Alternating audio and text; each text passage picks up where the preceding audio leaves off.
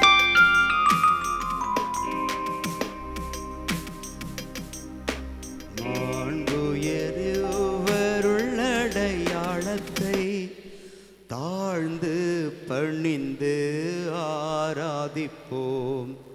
பழைய நியம முறைகள் அனைத்தும் இனி மறைந்து முடிவு பெறுக. புதிய நியம முறைகள் வருக. புலன்களாலே மனிதர் இதனை அறிய இயலா. குறையை நீக்க நம்பிக்கையின் உதவி பெறுக. தந்தை அவர்க்கும் மகன் இவர்க்கும் புகழ்ச்சியோடு வெற்றியார்க்கும். மீட்பின் பெருமை மாட்சிமையோடு வலிமை வாழ்த்த யாவுமாக. இருவரிடமாய் வருகின்றவராம் தூய ஆவி ஆனவர்க்கும் அளவில்லாத சம புகழ்ச்சி என்றுமே உண்டாகுக.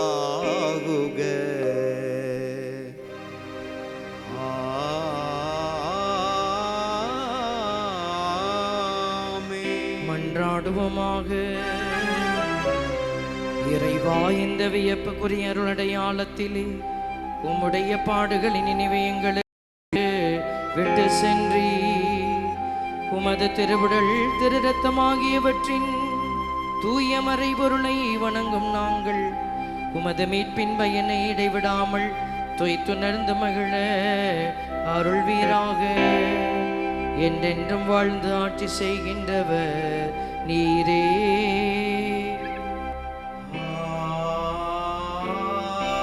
ஆமென்.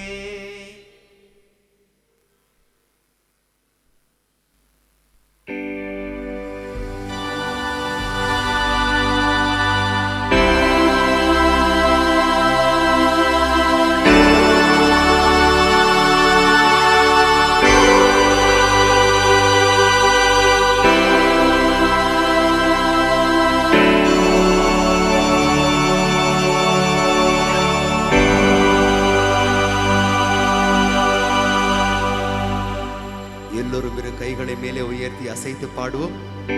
நன்றி இயேசுவே. பாடுவோம். நன்றி இயேசுவே, நன்றி இயேசுவே, நன்றி இயேசுவே. சத்தம் உயர்த்தி பாடுவோம். போற்றி இயேசுவே, போற்றி இயேசுவே, போற்றி இயேசுவே, போற்றி இயேசுவே. மரியே வாழ்க, மரியே வாழ்க, மரியே